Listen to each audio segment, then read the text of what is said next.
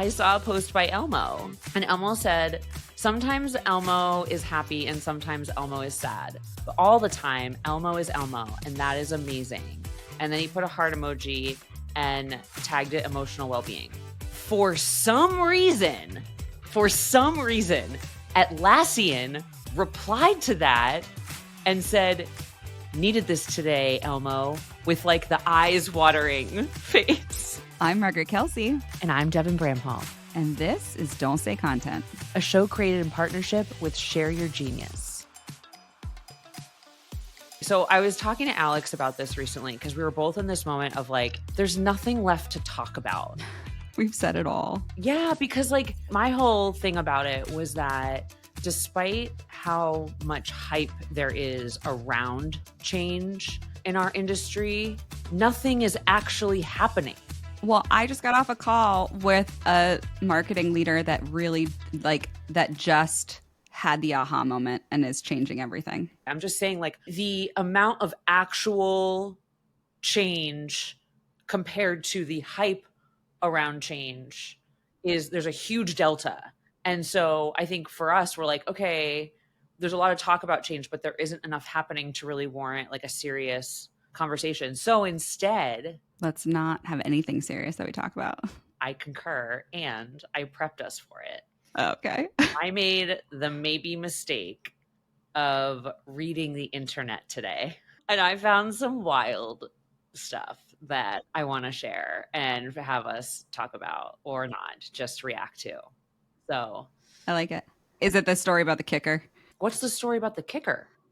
There's like a Chiefs kicker that did this graduation speech, and it was like the most misogynistic shit in the entire world. He was like, women, submit to your husbands. Like, I know you're all graduating, but like, you should just go be moms. He said like Pride Month was an abomination. It was like literally like a 20-minute speech, and it could not have packed more bullshit into it than... Was the audience like... It was like a private Catholic school, so I think that like that's why it was. But like, you have to know, and my friend Shannon made a really good point of like, everything is global now. Like, it doesn't matter if you're in a small private commencement ceremony thinking that you're only talking to the people in the room. Like, he's a kicker for the Chiefs. Like, he knows that it's going to go bigger than that, you know? That is, I feel bad that makes me so happy because I'm like, that is some wild ass shit. And the backlash has been strong. Everyone's like, women should be mothers. Yeah. He's like, my wife's greatest role, and he starts to cry. So he's like, homemaker. You know what I like about Alex? He cooks, okay? And he's good at it. Mm-hmm. Best fish tacos I've ever had recently. I'm like, boy, you make the money and cook, please, okay? Because mommy's getting tired. Well, again, this should be a levity episode, not like a deep episode, but we have been talking, you and I have been talking about eventually doing an episode of like how to understand your relationship with work when you're like not okay. And I have like personal stuff going on, and then my mom got a diagnosis recently this week, and it's been one of those weeks that's just like rough. Yikes. It's a rough week. Yeah. Actually, I was just talking to another friend who's had a kind of a month like that where like all the houses were on fire, and she's like, I'm fine and I know it's all going to be fine, but right now I feel like shit. My new mantra is not like it will be fine or I'm fine. My new mantra is it will be. It will be. Which I don't know if it's like helping at all. Well, yeah. It's helping in the acceptance of it. I cannot worry. There's nothing for me to do except for to be. And so that's what the mantra I think is useful for, is like not like it will be fine. And because that means that there's an end point. In her case, there is. Oh, that's good. Like the things that are on fire are all going to net good. It's just making for a hard time right now. So she wasn't saying that like in general. It was like she was in a place which I thought was kind of unique where it's like things aren't good right now, but she knows that the things that aren't good are going to turn to good in a little while. I have some of those. Some of mine are those. But I think it's helpful when you have like to remember those so that your brain doesn't start to tell stories that everything is just bad. Like that's your mantra was exactly how I got through cancer. I was like, I accept my circumstances right now. And my only focus was on that current moment and how I wanted to feel in that moment. I forget what I was watching the other night, but I had a friend call and check in on me, and I was like, this is what I'm doing. I was watching something like absolutely atrocious, like didn't make me feel any better.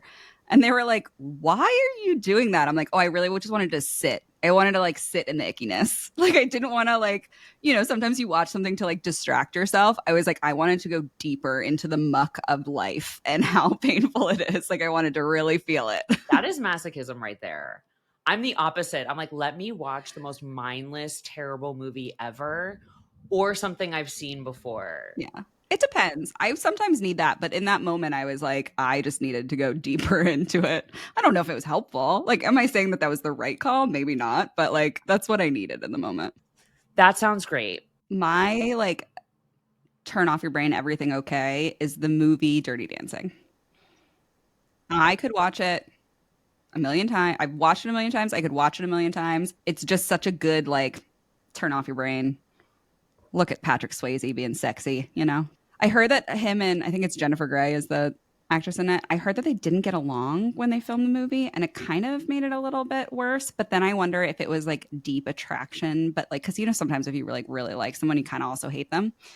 So that's the lie I've told myself is that they didn't get along because there was so much built up sexual tension that they actually loved each other. And that's what comes across in the movie. Well, they did do the sexual tension well. So, Yes. Right? You wow. watch a movie and you're like, these people must have been so into each other. And then when I heard that, I was like, oh, Wow. yeah. You've given that a lot of thought. I think about Dirty Dancing a lot. My two feel good movies are Stranger Than Fiction and The Secret Life of Walter Mitty. Those Okay. two movies are my go-tos. Wait, to go back to Dirty Dancing, I had an ex-boyfriend that one time did the Dirty Dancing lift with me. We were in San Francisco, not San Francisco, we were in Napa and we Was had his gotten name really, Ryan Gosling? And no, did I you have success or wish, no? I wish that I had dated Ryan Gosling. That's definitely on my, That would have been. um, yeah. I was going to say bucket list, but that's not the right list. You know what I mean? Yeah. Maybe on the bucket list. No, it was yeah, I was in Napa, got a little wine drunk, and I don't even think we were at a vineyard. I think we were at like a nice restaurant outside, like on the patio. Did the full Dirty Dancing lift. Did you did you know how to do the lift or was it mostly him? Um, okay. Well, he wasn't standing up. He was like sitting on a chair, but he did do like the actual like my like palms, hip bones, and I was like was able to balance in my drunkenness. It was very impressive. But no, he wasn't standing up. He was sitting down, but it still counts. It counts as much as you want it to count. Yeah. If you feel like it counts, it counts. Um Those all were right, the do you want to days. get into the internet today? So, I've recently gotten into LinkedIn Lunatics on Reddit, and I know it's been around for a long time, but I'm slow on the Reddit front. And it's exactly what you would expect. And there were two sort of unhinged posts that had me cackling today that I thought you might enjoy. This guy has had enough. He's had an absolute enough. Dr. Richard Diston says, he starts with a quote. Hi, I'd love to connect as I am building my network. So fucking what? You aren't loving it quite enough to read the profiles of the people you are sending invitations to, and certainly not enough to send them a message with your invitation. You're just another mindless, purposeless social media prick. Take a look at my profile. I have 110 connections. What makes you think that you are so special that you'll make the cut? I fired over 6K useless bastards like you a couple of years ago. I'm here to do business, not to be added to the collections of mindless twats who don't talk to me, won't buy from me, and won't interact with my content. Go and become plant food somewhere else. There has been such an uptick of those requests, though, of people being like, I thought I could connect because of our mutual shared interests. I'm like, what is going on? The guy's had enough. He's had enough. Actually, it's funny because Heike just did a video where wait, please tell me I saved it. It's basically, what would it be like if I talked to my kids like LinkedIn talks? If I talk to my kids like some brands talk to their customers, it would sound like this. So the first one is, it's sunny out. Let's go for a walk. And then on LinkedIn, it says, in today's landscape. The second one that I love is, hey, your food's ready. And the LinkedIn version is, I hope this meal finds you well. This second one, I just have to read it. I can't even tee it up. Earlier today, I got really, really upset with my son. He made a very insensitive comment and I flipped. Every morning I make him lunch and he take to school as soon as I get back from the gym and I help him out. Since I was a little late today, he said, Daddy, can you make my lunch, please? Then, just like any other normal kid, he asked me again and again in a span of 30 seconds the same question. I answered, me, no, you do it yourself. There's a lot of people dying and they don't even have food to eat. Go pray and fast for them. Make your own lunch, son. A lot of people die and are born daily. It was early, so I did not scream, but in my mind, I repeated many times, spoiled, entitled American teenager. You have no idea. You take everything from granted. Then I left almost crying. Poor guy. He fasted and prayed this past Sunday with our family for the people in the southern part of Brazil that is now about 80% underwater.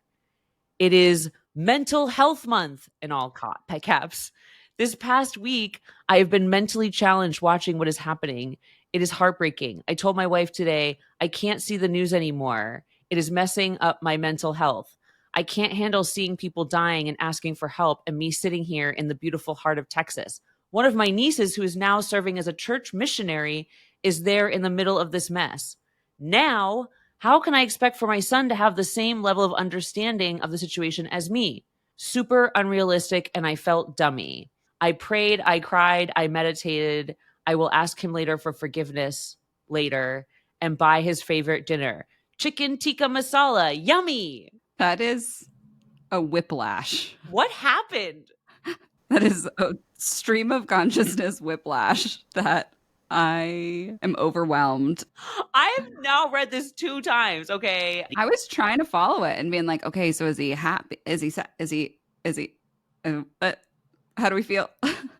Listen, I could go for some chicken tikka masala right now. I do love chicken tikka masala. I'm not gonna lie. Yeah. It's like the most American thing ever to say that, but like I do love it. It's so delicious. Okay. I was going to go completely off this tangent. Okay, good. I love that. When I came to your apartment and you had those really special chocolates, do you remember? Yeah. Did it come in the most absurd box with crystals? No. Okay.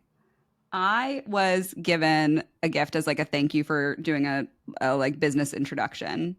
And this angel of a woman sent me, I think it was the same chocolates that you had, but it had like chocolate tarot cards and crystals, and you pulled out a tarot card of like how you wanted to feel or what you wanted to think about, and it had a matching chocolate and a matching crystal, and you were to hold the crystal and eat the chocolate, and like it was so up my alley, Devin. I just didn't have the crystal part of it. I had the tarot card. Oh, okay.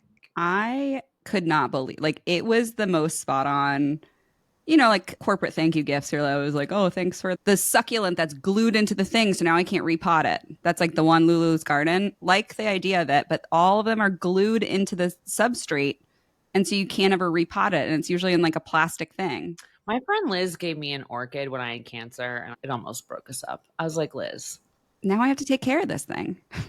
You gave me a responsibility, not a gift. I know. It was so funny. I was like, how the fuck do you expect me to keep this alive? She's like, it's easy, just an ice cube. And so I did it and I killed it. You're like, I'm trying to keep myself alive right now. Why would you give me something I need to keep alive? I know. I love her. She's better. I think she might be better at orchids than me because she thought it was really easy and I accidentally killed it. The other good gift that I've ever gotten, I don't know why I'm on this train right now, but I'm just into this line of conversation for some reason. When I gave birth, my friend Laura gave me Jenny's ice cream delivered to my house in like the sampler pack flavors. Like that's my go-to now for like a postpartum gift, is just like ship a case of like all of the different flavors of Jenny's ice cream. Couldn't have been better. Like literally couldn't have been a better gift. I just had Jenny's for the first time in DC when I went to visit What Robin. flavor did you choose? I don't remember because I can only eat the vegan kind.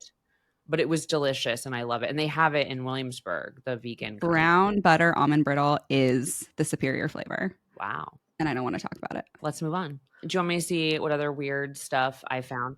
Oh God. Okay. I got into one of those. I found like a typical HubSpot circle jerk one. I'm gonna get canceled for this. I think this guy's like important. So the post before that I found of his, I called out because it was like related to something that we could talk about, which was like, he says the timeline of a marketing career, and he shows this graphic of like marketing knowledge on the X and the marketing seniority on the Y. And it goes from like low to high.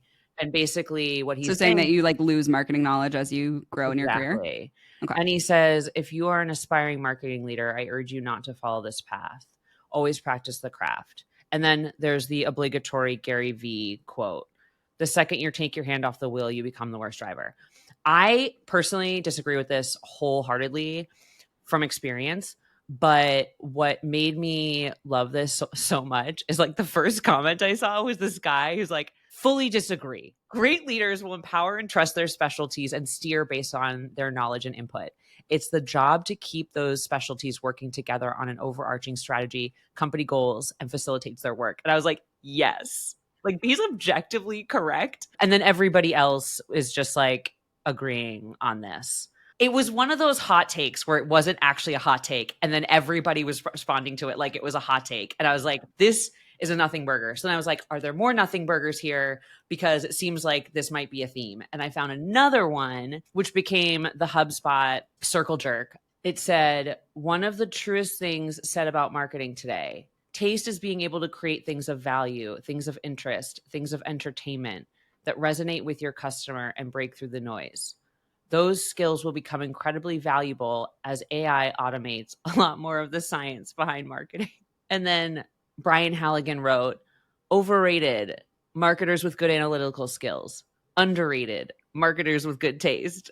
And I was like, please, somebody, like, was anything said here? Like, was there any actual thing of substance said in this? And it felt like a conversation, like the most HubSpot conversation ever, which is like platitude on like thing that's been said ad nauseum already. And then like platitude.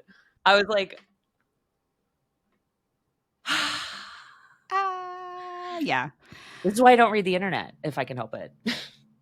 Yeah. There's nothing even to respond to because I really don't even know what it was. I mean, I know what that's talking about, which is like, I know what it was talking about, but I have no more words to add to that because there was enough words to describe a very easy thing to understand.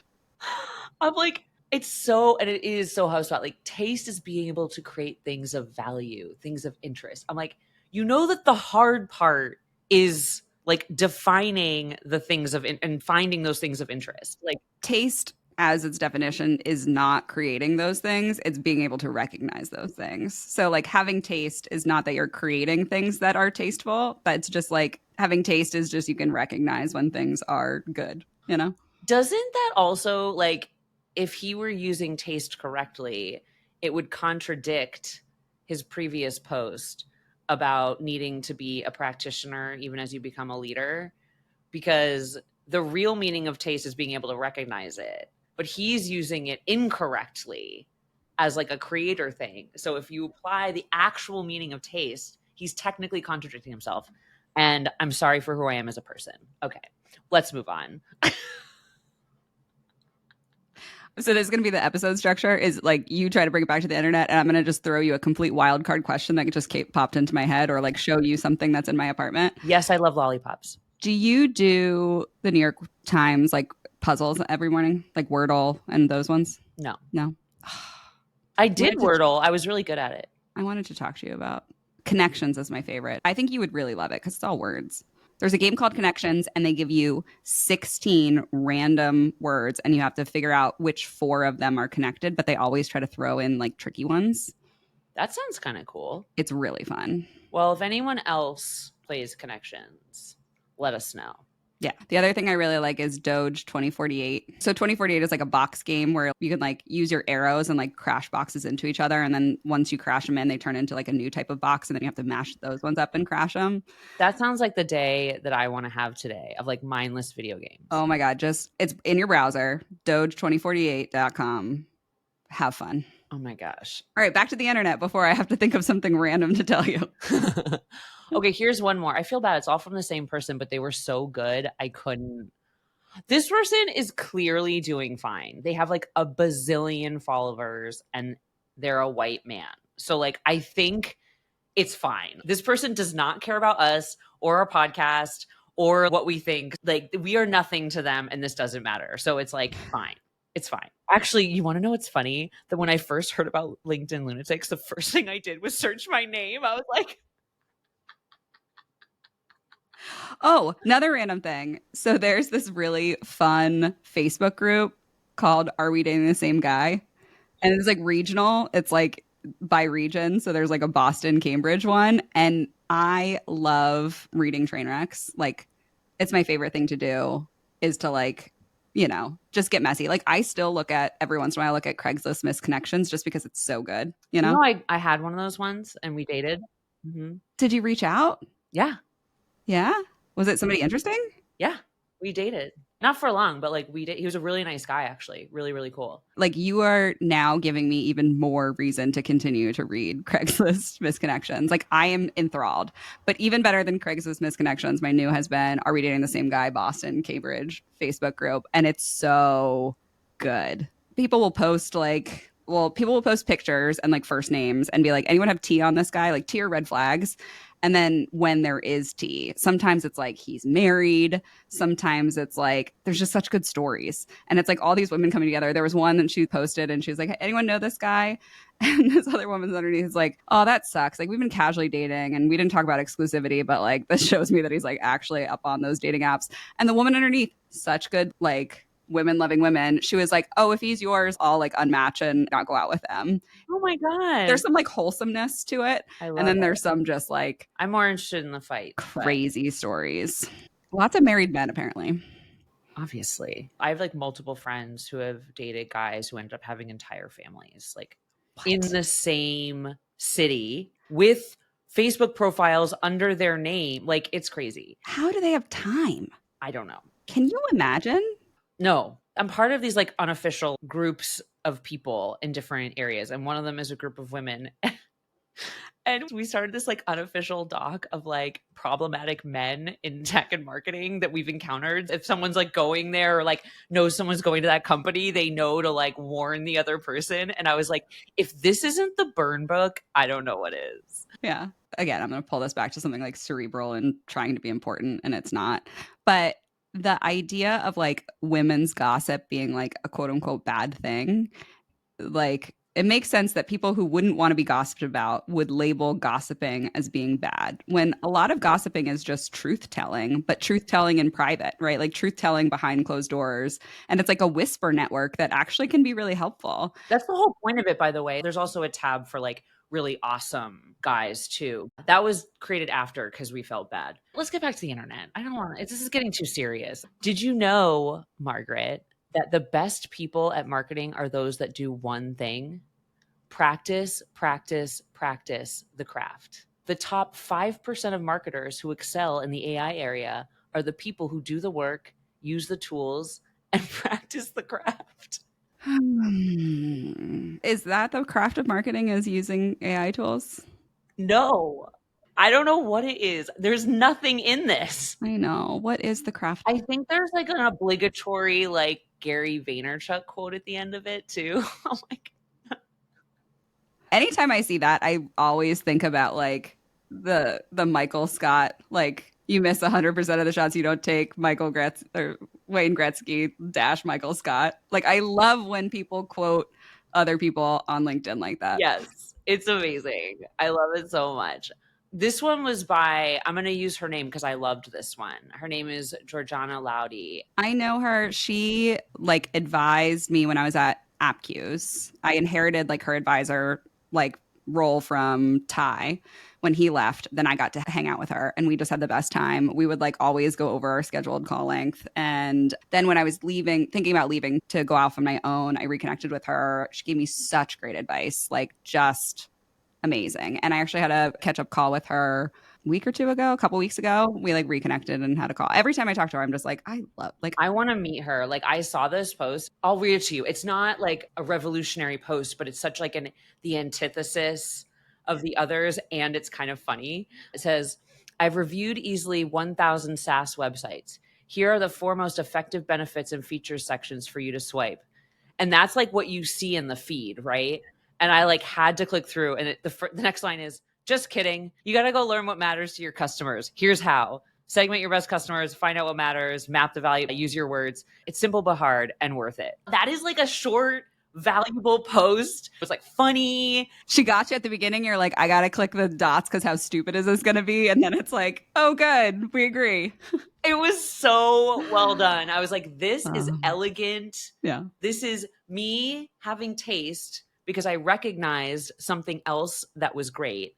And I loved it. And I was like, we need this. We need a little bit of sanity in this. Gio, we love you. And then this guy, Morris, he said, I get voice notes on Teams, WhatsApp, Slack, and everywhere else. Sometimes they're just too long. Truth be told, I've left some long voice notes myself. Here's the question. What is the longest voice note you have or would listen to? And then there is a poll. 1 minute max, 2 to 3 minutes, or 4 minutes or more. Did anyone answer this poll? Yes. Well, actually, I can't tell. Only the author can see how you vote. Okay, wait. I want to end with this one post that's going to make your day. But before I do, there's been this like recent, I don't know if it's a trend, but 2 times in the last month, I've observed a SaaS brand being mentally unstable online. I sent one to Ashley because I was like, WTF is going on? Yeah. I think we're going to see a rise in like unhinged marketing as being the thing that breaks through the noise. Like, I think this actually might be a strategy that people are trying now is like, how unhinged can we be to break through the noise? Well, the reason why we think it's unhinged is because they're targeting Gen Z because they're the upcoming buyer. And so like to us, it sounds positively unhinged, but to Gen Z, and maybe they're like, I like this. Okay. One more segue, and then we'll go back to it. Did you see that thing where there was like a Gen Zer saying that she can exactly age how old a woman is, even if, you know, she looks young and whatever, based on, drum roll, I know, if she's wearing no-show socks? I thought she was going to say bangs and skinny jeans. No. She was like at the gym, and this woman's like, how old do you think I am? And she's like, she like looked her up and down, and she was like, oh, like 33. And she's like, how did you know? Like, you're wearing no-show socks. Apparently everyone's wearing crew socks now. Yeah, that's been a while though. Oh, I don't know if I can do it. My ankles will get so sweaty. That's been years, actually. Like I've been wearing them for a long time. Well, you're so hip. It's a suburban mom over here wearing my ankle socks thinking I look young. I'm so cool. Okay, so the first one I saw was Atlassian. And I don't know what I was doing on Twitter, actually. It's X. They even updated the domain now is x.com. I know. I'm saying you're aging yourself right now. They just like today updated the actual URL. Yeah, but I know it's called X, but I'm saying like now even I was giving you a piece just of pointing it news. out makes you seem old and behind the times. It's so cute. You're older than me. Like literally everyone just says Twitter and like sometimes X, but they're like, yeah, that is so cute. Oh my God. So I was on Twitter and I saw a post by Elmo, and Elmo said, sometimes Elmo is happy and sometimes Elmo is sad, but all the time Elmo is Elmo, and that is amazing. And then he put a heart emoji and tagged it emotional well-being. For some reason, Atlassian replied to that and said, needed this today, Elmo, with like the eyes watering face. Wait, do we think it was actually somebody like the social media intern that was logged into the wrong account? Or do you think Atlassian corporate was like, let's hop into this Elmo trend? I don't know, but I sent it to Ashley and I was like, It's 8 p.m. Do you know where your social media team is? Like, someone needs to see if they're okay. And then someone replied to them and said, "What's wrong, Atlassian? Having a confluence of stress? My Jira, do take care." Atlassian wrote back, "Thanks for checking in on our status page," and put a blue heart. I think they had an outage that day. How fucking awesome is that? Oh, well, that's funny. If there was an outage that day. It's like when we had the earthquake in New York and the Empire State Building posted on, what did they post on Twitter? They're like, "We're fine." Like, just letting you, like, they made this, it was really funny. And like the Seattle Needle Twitter account got on board. It was like a whole thing. Yeah, it was really funny. But yeah, I don't know what was going on there with Atlassian. So then two other brands I saw, and both of these were on LinkedIn, because I was like, is this really a thing? So Semrush wrote, "Warmest regards from the depth of my last nerve. Parentheses, stop sending annoying emails and try Semrush for free." And the email, the Gmail, like, it shows a screenshot of email, and it says, "I hope this email finds you before I do. Regards, Chris." Oh, wait. Let me see. This is not a corporate one, but I had my other friend Devin sent me the funniest screenshot the other day of it was like somebody had sent an email. It was like, "Hi Margaret, I hope this email blows your tits clean off." Like, how about that for an opening line? Buckle up. Oh my God. So that's not all. So then HubSpot is like, "My motivation to hit my dials today is so I can curl up into a ball and listen to TTPD. I have no freaking idea." And then Semrush is like, "Should Taylor Swift's music release dates be planned PTO days?" Oh, Dead Poets Society or whatever, Taylor Swift's new album. I don't know. But I was like, if you look, so HubSpot's thing, like, they're doing this a lot. And you know what this brings me back to is like the early days of community management when brands did have more personalities online. Back then, mental health wasn't like a thing that everyone wants to be all the time. And so, like, it was a little more playful, but it's like brands totally unhinged and having a hard time. I think I'm here for it. I think that this is just fun enough that like we should bringing it back to, yeah, a decade ago. I agree. Like brands used to talk to each other on Twitter and it used to be funny, right? It would clearly be something that they've like preemptively discussed and coordinated on, but it would be like actually clever to watch it play out. Oh, yeah. And I like the idea that we're coming back to that. That wasn't, or at least we didn't always plan it. Like, it was, they're following the B2C thing, right? Like, B2C brands are always talking online. I saw, speaking of like Gen Zers doing funny marketing stuff or like appealing to Gen Zers, there's this one Instagram video that keeps popping up where this person on Instagram, and it's clearly a Gen Zer, and her whole shtick is that she has like 50 days on Instagram to show her boss that her stomping cans, it's a B2C, I think it's like a non-alcoholic seltzer, but it's supposed to like taste like alcohol. It was one of those kind of things of some drink. And it's literally like 30 more days that I have to prove to my boss that this social media strategy is better than like his entire marketing plan. And it's just like she'll be in a cowboy hat, just like stomping cans and like miss some, or like put a bunch of rubber bands on a can and it exploded. And it's like, I honestly, it is really hysterical. I probably would have never seen any of this like drinks content with their like normal boring plan. And so it's so funny that it is working. And then she has this whole shtick too, where she'll post videos of like on a one-on-one call with her boss. And I mean, you can clearly tell that this has been really well thought out and scripted over like the course of it, because her boss will be like, "All right, well, that actually boosted sales. So like you get a little bit more budget or time or whatever it is." But like, it is really funny. I want this woman to succeed. I want this brand to succeed. And I would like to meet her boss. He sounds. I know. Yeah. Her boss seems chill enough to let her do it. I think she's an intern technically too right now. Like, so that's a piece of it. She's just like the intern trying out this like different strategy. She is going to be the CEO next. Like, yeah. Absolutely. Honestly, the one where it's like that Cotton Eye Joe song, and she's like in a circle going around just stomping these cans, and she like misses some of them. It's so funny. You need to send it to me. And I think we need to send it to our people too, because I feel like they deserve to know this. Link it in the show notes. Oh my God. Okay, last. Wait, I got one more. I want to end it for you by bringing our world together as one. Clark Barron. I love this man. Truly. I'm not doing a dig on this post. I love it. If I see another marketing post on LinkedIn with the word bound in it, I'm calling the damn police. The loudest people with the most followers keep claiming to have found the holy grail of marketing and sales and go-to-market strategies and tactics. And guess what happens? People listen every single time. In just a few months, we've gone from outbound to inbound to all bound to near bound.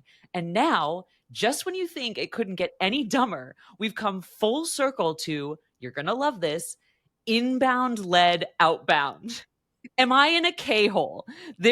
Is there a carbon monoxide leak somewhere? Can we just cut the shit? What's actually happening here? Every other month, these loudmouths confuse more CEOs, founders, and CMOs, the very people that actual marketers have spent years trying to communicate the true value of marketing to. You know who suffers the most when this stupid shit happens? Your average marketer. They're the ones in the trenches day in and day out, simply doing their best to keep their heads above water, while their CEO, founder, and CMO, all thinking they can do their job better than them, breathe down their necks about the latest go-to-market trend or fad.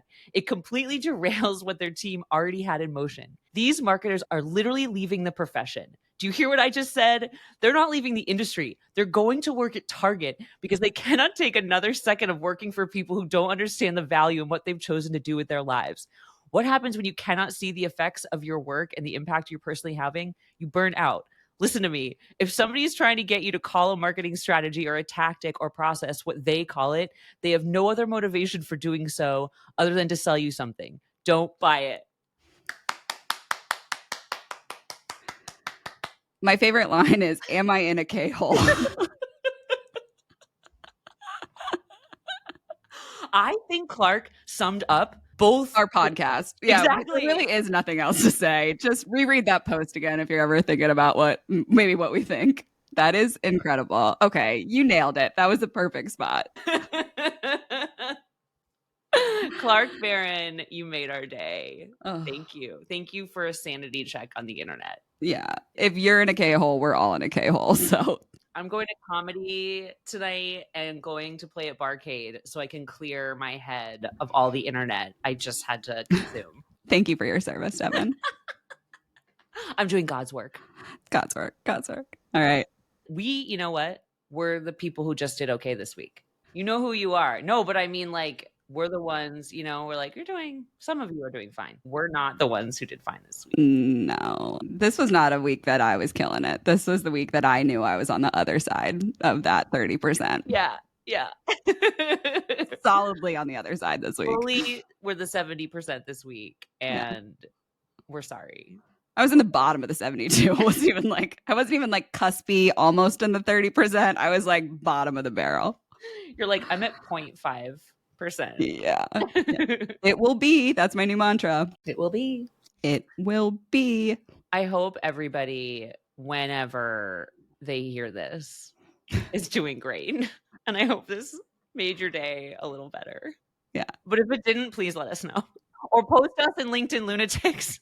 I think the description of this episode should just be like, you know what? Skip this one. I was actually thinking of the title. I was like, we should just call it what? Yeah. Unhinged ramblings. And then just the description is just like, nah, just we don't even know. Just skip it. Doesn't non-congruent. K-hole. K-hole. All right, everybody. Thanks for listening, and I'm sorry. Okay, y'all. That's a wrap. Thank you, as always, for listening. We'll be back next week. And just remember, you're doing great. You're doing great. 30% of you are doing great.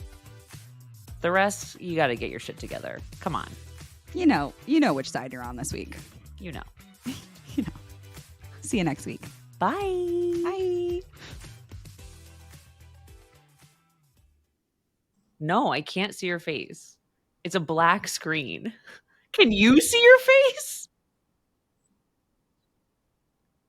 I cannot see your face right now. I love how you're like, where do you go? Yeah. Like, what studio am I joining? I actually don't know. You should leave and come back, though, because this is weird. Bye. I wonder what goes on while I just sit here by myself. Is it just me here? Loo-dee loo. La li la. I get a little, oh shit. Oh my God, there's water everywhere. There, I can see your face.